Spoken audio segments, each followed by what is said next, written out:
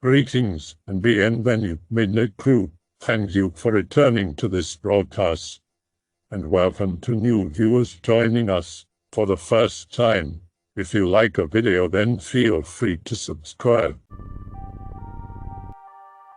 The worst thing I've ever done in my life happened about 12 years ago, when I was a 16-year-old kid living in Cleveland, Ohio.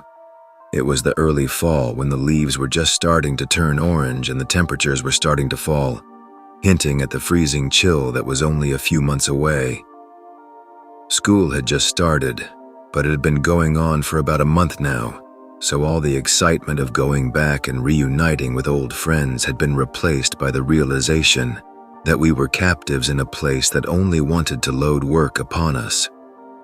Understandably, me and my friends were all eager to do anything that might remind us of the worry-free, responsibility-free days of summer.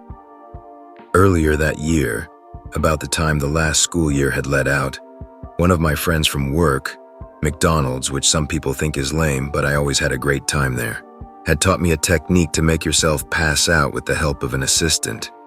It worked something like this. One person would rapidly take 10 deep, heavy breaths, and on the 10th, squeeze his eyes shut and hold his breath as tightly as possible while crossing his wrists over his heart. The assistant would then give the person a huge bear hug from behind and squeeze the person's wrists into his breastbone. Within seconds, the person holding their breath would lose consciousness. The assistant was then in a perfect position to make sure you didn't totally collapse and crack your skull open on the sidewalk. The effect only lasted for like a second or two. It wasn't like we were putting ourselves into comas or anything, but it felt like you had been out for hours, and when you came to, the disoriented feeling of not knowing where the hell you were and what you were doing there was awesome. Now I know some people are like, WTF, are you mentally handicapped? And yeah, I know we were probably killing about 1 million brain cells each time we would knock ourselves out, and I think probably my memory has suffered for it. But to a bored-as-hell 16-year-old, I thought it was hella cool. All the effect of getting your lights punched out, with none of the pain of getting hit in the face. I'd tell you to try it to see for yourself, but after what happened, I would never recommend it to anyone. One interesting side effect of doing this, which was really most of the reason we did it, was that while you were out, you'd have extremely lucid, vivid dreams, which you could always recall upon waking. After all, you were only asleep for 2 seconds. We were good kids and had never and would never try drugs, so to us, this was like a poor man's LSD. These visions, in some way, were usually related to what you were looking at right before you passed out. For example, once I dreamed that I was climbing a mountain, way up in the Himalayas or something, but there was a handrail there. Who the hell puts handrails at 20,000 feet? When I came to and remembered where I was, I realized I had been looking at the staircase at the corner of my girlfriend's living room. Another time, I had a vision of Fred Flintstone smiling and holding out his hand in front of a mural with the DARE logo. That's drug abuse resistance education, a program cops teach in public schools. You've probably seen the bumper stickers. I woke up and saw that my friend Brett had been standing in front of me right before I slipped into dreamland, and that logo was on his shirt. Where Fred Flintstone came from, I have no idea. The visions were always mundane things like those, always until that one day. Like I said, school had been going on for about a month and we were already sick of it.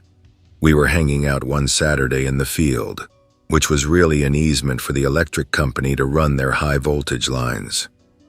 A few of us were sitting on the metal beams at the bottom of one of the towers. My friend Mike was climbing up to the second tier of beams so he could jump 8 or 10 feet to the ground. I thought it was stupid, but hey, I'm the guy who thought it was cool to induce unconsciousness by starving my brain of oxygen. It was a warm day for October, but the light gray of the sky was slowly getting darker, and in Cleveland in October, that probably meant that before long, the temperature would soon drop from a comfortable 70 to about 50 in the course of a few minutes. And if we were really unlucky, an ice-cold rain would start to fall. The air was already damp and heavy, and we could hear the quiet buzzing of the high-tension wires above us. I sure as hell didn't want to spend the last few moments of a pleasant Saturday afternoon watching this dumbass climb partway up the high-tension tower, jump down, complain about how that one killed his feet, only to climb up and do the same stupid thing over again.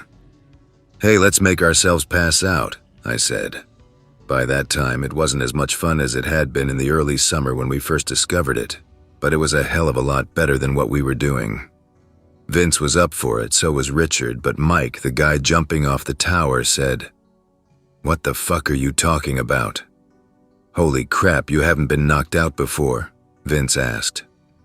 "No," was the response. Mike had been at his mom's house all summer, so he hadn't been in on all the fun we had been having. "Dude, you gotta try this. Watch, we'll show you." Vince and I got off the tower, stood in the grass at the center, and I did the customary 10 deep breaths.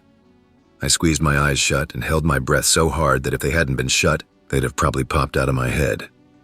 Then I felt my friend clamp down on my arms in front of my chest, and suddenly, as if there were nothing more natural in the world, there was a giant lobster climbing around a lobster cage, and I was under the ocean with seaweed growing from the sandy bottom under my feet. The next thing I remember, I was awake, and Vince and Richard were asking me, "Dude, what did you see? What did you dream?" The back of my head was killing me. "Why did you let me fall?" I wasn't really that heavy, but Vince was pretty weak.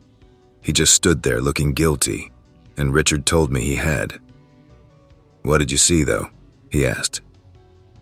I rubbed my head and said it was a lobster. It was pinching Vince's head off with its claws. I turned to Mike, watching from the L-shaped beams above, and said, "See, it's awesome." "Whatever, I don't trust any of you enough to do that shit to me."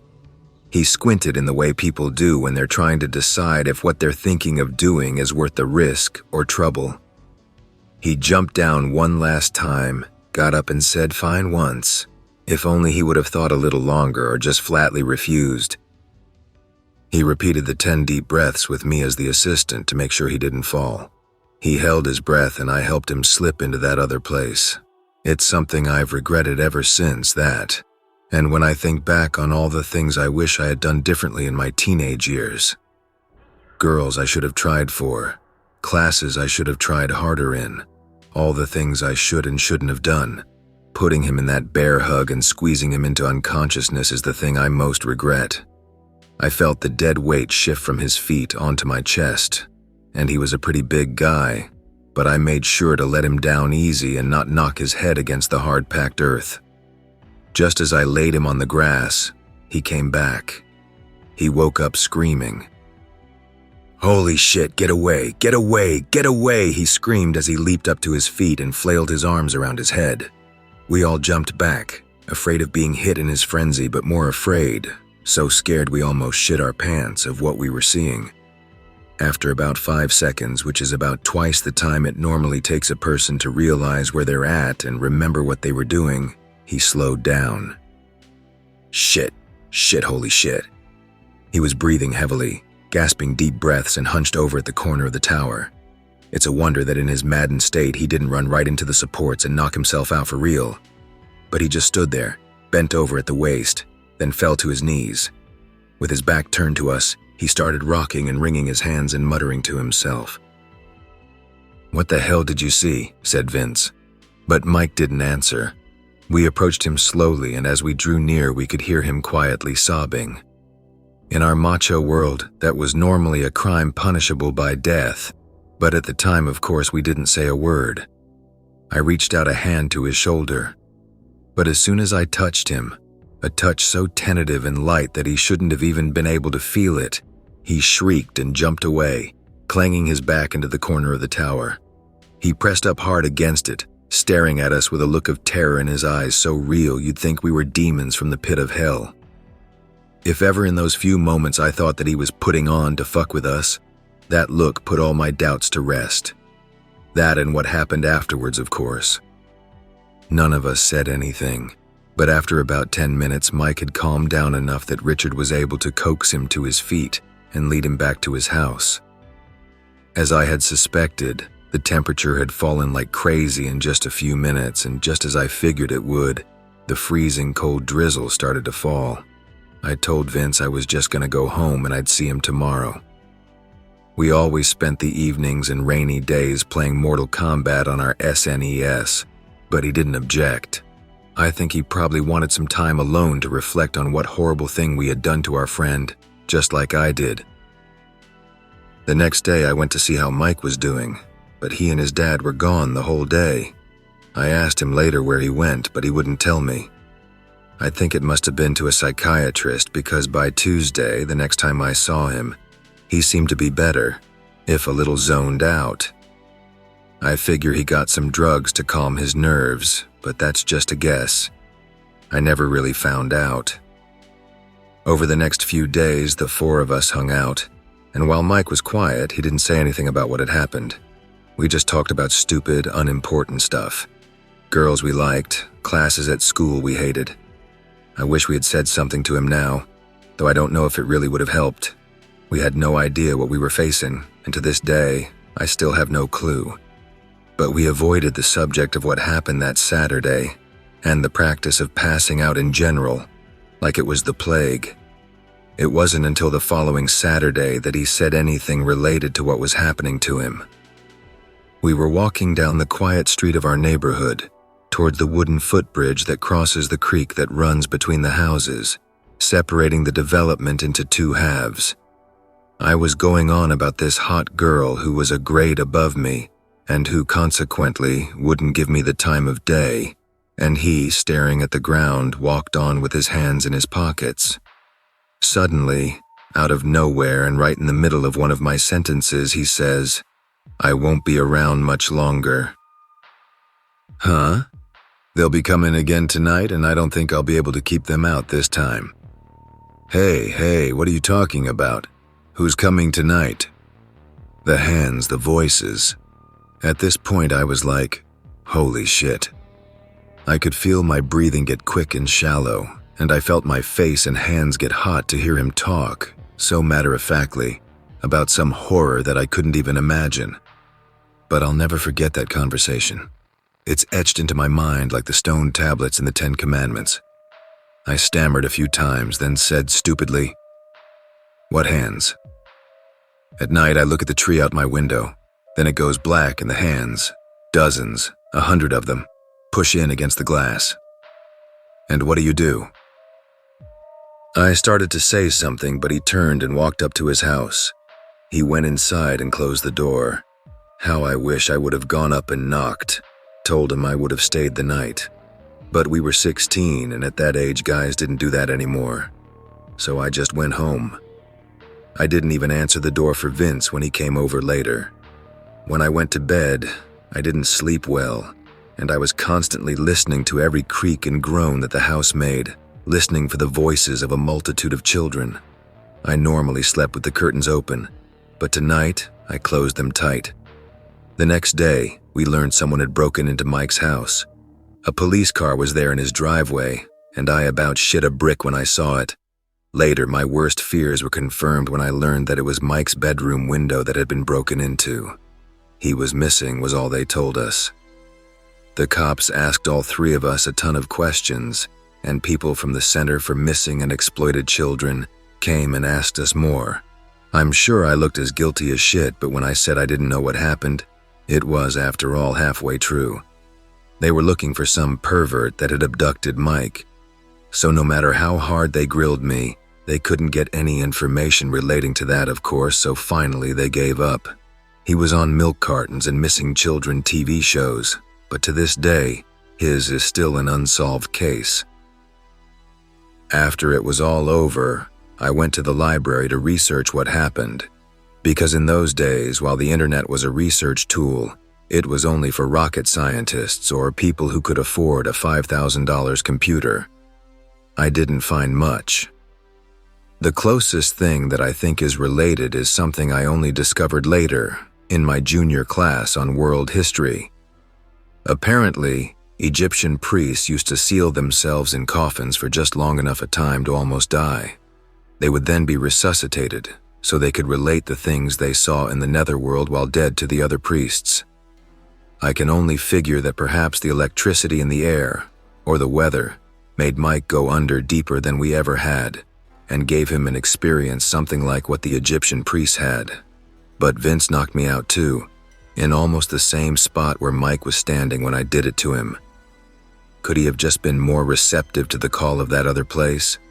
Or had knocking my head on the ground somehow jostled me free of their hold?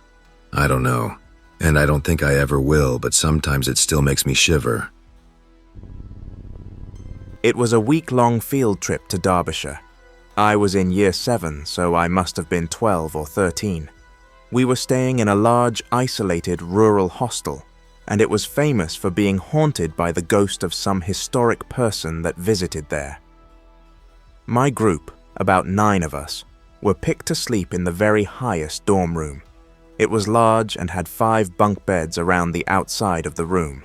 Thanks to my slow-ass friend, we had the last pick of the bunks and had to have the last one, the one that was pushed against an old door. It was painted the same as the walls, so we wouldn't have noticed it if it hadn't been for the handle. We joked about what might be behind it and began talking about the haunted room, the one where the guy had once slept, and how bullshit it was that a teacher had the whole room to themselves. On the 3rd night, after another day of filling out worksheets about wildlife and other shit we didn't care about, around 1 a.m., after everyone had stopped talking and fallen asleep, there was a crash, a huge loud crash from behind the door. Me and my friend promptly shat ourselves and didn't sleep again for the entire trip. You'd probably expect us to move the bed and open the door to see what makes the noise, something that always bugs me about horror movies. But instead, all 8 of us cowered in our beds, too scared to move until the morning. On the 4th day, we had hours of free time in the afternoon, so whilst it was still light, our curiosity got the better of us, and we pulled back the bunk bed and opened the door. Inside was an empty white room with 1 small window. The walls were completely covered in dents in the plasterboard, and in the far corner of the room was a large bundle of fabric covering something, and an old upturned wooden stool. The fabric was coated in red dust and rubble. The room just looked like someone or something had a fit of rage. The floor was covered in dust and bits of broken bricks. The wall and ceiling had no holes where the rubble could have come from, just large, deep dents everywhere. Due to us being shit scared, we didn't enter the room completely. We didn't know what was under that fabric, and we didn't want to find out. What was most noticeable, apart from the bundle, was how incredibly cold the room was. It was summer, and so hot that in our dorm, we had all the windows open. But in this room, even with the sun shining through the one window, it was freezing. It felt horrible peeking inside. Everyone was shivering and silent. Without saying anything, we all backed off, closed the door, and pushed the bunk back firmly against the door.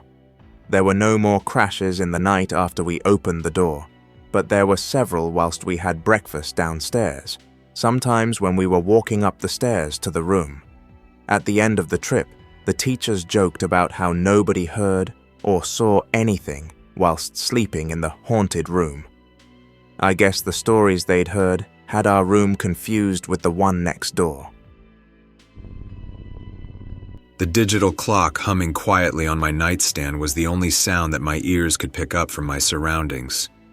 The night was dead quiet. I knew he was there. Right on schedule, he would be standing outside my window. He would knock. I, for reasons I wish I could explain, would open the blinds. He would stare at me, and I would stare at him.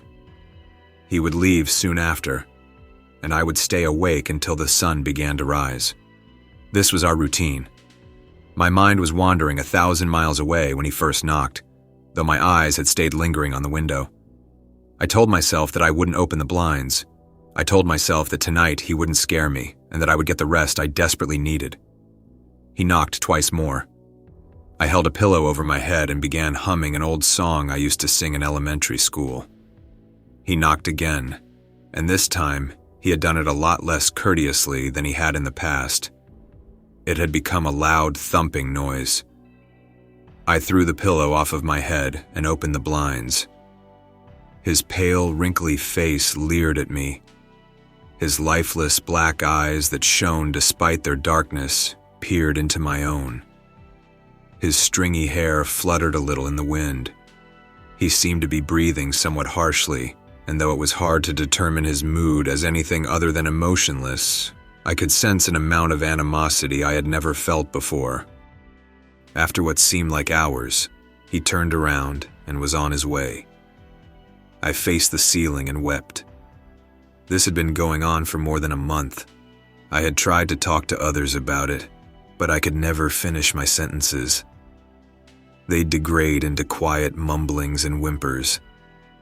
I was so tired, and I had even begun to wonder if I was losing my mind. I had tried sleeping pills, but even they couldn't help me to sleep through the night. The weirdest part is that I always woke up about 5 minutes before he knocked. I knew instinctively that he would be there. I was so tired. The next night, I told myself that under no circumstances would I look out the window. I didn't even care if he was on the verge of breaking the glass. I would not give him what he wanted. I would not feed him. He'd have to find someone else to terrify. He'd have to leave me alone. I woke up, and I instantly knew what was going to happen. It's funny. I was anticipating his knocks, and yet I still jumped a little when I finally heard him. I laid in my bed quietly, as if I hadn't heard anything. He knocked again, and I hid under the pillow once more. He knocked again, even louder than he had the night before. I whimpered, but remained under the pillow. He knocked twice more. After that, things got quiet. I no longer had the feeling I was being watched. I pulled my head out from under my pillow and slowly looked out the window. Nothing, just my backyard. I laughed. I laughed so hard that little tears began to slip out of my eyes. He was somebody else's problem now. I looked at the clock, noticed I had only been awake for about 15 minutes, and turned over to go back to sleep. I had just gotten to that area where dreams mingle with reality when I heard the distant click of a door. My back door. Someone had entered my house from the outside, something from my backyard. I knew it was him. I listened quietly as his footsteps made their way from my kitchen to my dining room to the short hallway outside of my bedroom. He was walking slowly, patiently, and was not attempting to hide his presence at all. He was right outside my bedroom door. He knocked on my door, and I almost vomited. I wanted to do something, anything. I was paralyzed with fear. He knocked again. Trembling, I pulled the pillow back over my head. All that could be heard was the sound of weeping, knocking, and a digital clock humming quietly to itself. I was so tired. My internet service provider used to have offices in a shopping center before they moved to their comparatively lush accommodations elsewhere. There was a drop box at that original location. The monthly bill was due, and thus, there but for the grace of the net, I went. It was about 9:30 p.m. when I left. From my relatively isolated apartments, it's about 10 to 15 minutes or so to downtown. Abilene has a population of about 110,000. Right next to Camelot Communications' old location is a $1.50 movie theater. At the time, the place was featuring that masterwork of modern film, Mortal Kombat. I drove by the theater on the way into the center proper and pulled into an empty parking space. Using the glow of the marquee to write out my check, I was startled to hear a knock on the driver's side window of my car. I looked over and saw two children staring at me from street. I need to describe them with the one feature, you can guess what it was, that I didn't realize until about halfway through the conversation, cleverly omitted. Both were boys, and my initial impression is that they were somewhere between 10 to 14. Boy 1 was the spokesman. Boy 2 didn't speak during the entire conversation. At least not in words. Boy 1 was slightly taller than his companion, wearing a pullover hooded shirt with a sort of gray checked pattern and jeans. I couldn't see his shoes. His skin was olive-colored and had curly, medium-length brown hair. He exuded an air of quiet confidence. Boy, too, had pale skin with a trace of freckles. His primary characteristic seemed to be looking around nervously. He was dressed in a similar manner to his companion, but his pullover was a light green color. His hair was a sort of pale orange. They didn't appear to be related, at least directly. Oh, great, I thought. They're going to hit me up for money. And then the air changed. There I was, filling out a check in my car, which was still running. And in a sudden panic over the appearance of two little boys, I was confused, but an overwhelming sense of fear and unearthliness rushed in nonetheless. The spokesman smiled, and the sight, for some inexplicable reason, chilled my blood. I could feel fight-or-flight responses kicking in. Something I knew instinctually was not right, but I didn't know what it could possibly be. I rolled down the window very, very slightly and asked, "Yes?" The spokesman smiled again, broader this time. His teeth were very, very white. "Hey, mister, what's up? We have a problem," he said. His voice was that of a young man, but his diction, quiet, calm, and something I still couldn't put my finger on, made my desire to flee even greater. "You see, my friend and I want to see the films, but we forgot our money," he continued. "We need to go to our house to get it. Want to help us out?" "Okay, journalists are required to talk to lots of people, and that includes children. I've seen and spoken to lots of them. Here's how that usually goes. Mister, can I see that camera? I won't break it or anything, I promise. My dad has a camera and he lets me hold it sometimes, I guess, and I took a picture of my dog. It wasn't very good because I got my finger in the way, and add in some feet shuffling and or body swaying and you've got a typical kid talking to a stranger. In short, they're usually apologetic. People generally teach children that when they talk to adults, they're usually bothering them for one reason or another, and they should at least be polite. This kid was in no way fitting the mold. His command of language was incredible, and he showed no signs of fear. He spoke as if my help was a foregone conclusion. When he grinned, it was as if he was trying to say, "I know something, and you're not gonna like it. But the only way you're going to find out what it is will be to do what I say." Well, was the best reply I could offer. Now here's where it starts to get strange. The quiet companion looked at the spokesman with a mixture of confusion and guilt on his face. He seemed in some ways shocked, not with his friend's brusque manner, but that I didn't just immediately open the door. He eyed me nervously. The spokesman seemed a bit perturbed too. I still was registering something wrong with both. "Come on, mister," the spokesman said again, smooth as silk. "Car salesmen could learn something from this kid. Now we just want to go to our house, and we're just two little boys." That really scared me. Something in the tone and diction again sent off alarm bells. My mind was frantically trying to process what it was perceiving about the two figures that were wrong. Was all I could manage. I felt myself digging my fingernails into the steering wheel. "What movie were you going to see?" I asked finally. "Mortal Kombat, of course," the spokesman said. The silent one nodded in affirmation, standing a few paces behind. "Oh," I said. I stole a quick glance at the marquee and at the clock in my car. Mortal Kombat had been playing for an hour, the last showing of the evening. The silent one looked increasingly nervous. I think he saw my glances and suspected that I might be detecting something was not above board. "Come on, mister, let us in. We can't get in your car until you do, you know," the spokesman said soothingly. "Just let us in and we'll be gone before you know it. We'll go to our mother's house." We locked eyes. To my horror, I realized my hand had strayed toward the door lock, which was engaged, and was in the process of opening it. I pulled it away, probably a bit too violently, but it did force me to look away from the children. I turned back. I offered weakly, and then my mind snapped into sharp focus. For the first time, I noticed their eyes. They were coal black, no pupil, no iris, just two staring orbs reflecting the red and white light of the marquee. At that point, I know my expression betrayed me. The silent one had a look of horror on his face in a combination that seemed to say, "We've been found out."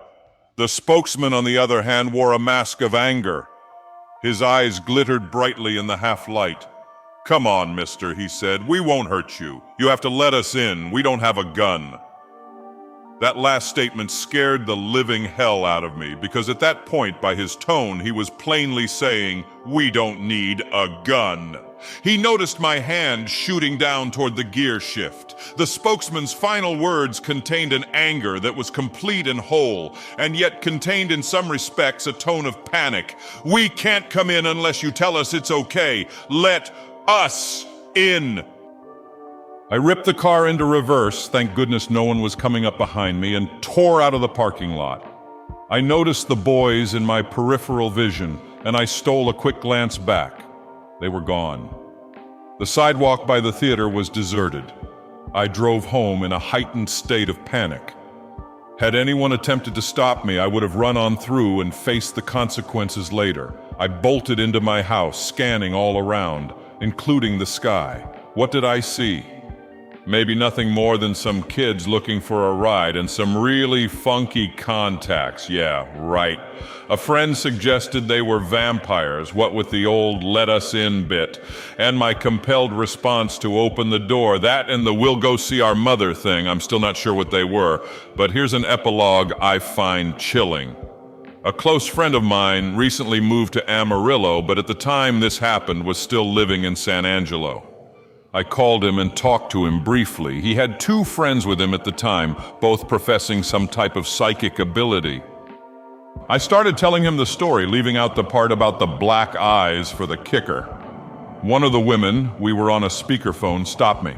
"These children had black eyes, right?" she asked. "I mean, all black eyes?" Yes, I said.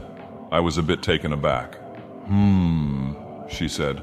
"One night last week, I had a dream about children with black eyes. They were outside my house wanting to be let in, but there was something wrong with them. It took me a while to realize it was the eyes. I hadn't even gotten as far as them wanting to come in." "What did you do?" I asked. "I kept the doors and windows locked," she said. "I knew if they came in, they would kill me." She paused. "And they would have killed you too if you had let them into your car." I hope that you enjoyed tonight's broadcast. If you enjoyed tonight's story, then please subscribe to the channel, as more Greentext will appear daily. A new broadcast will appear when the clock strikes midnight Central Time.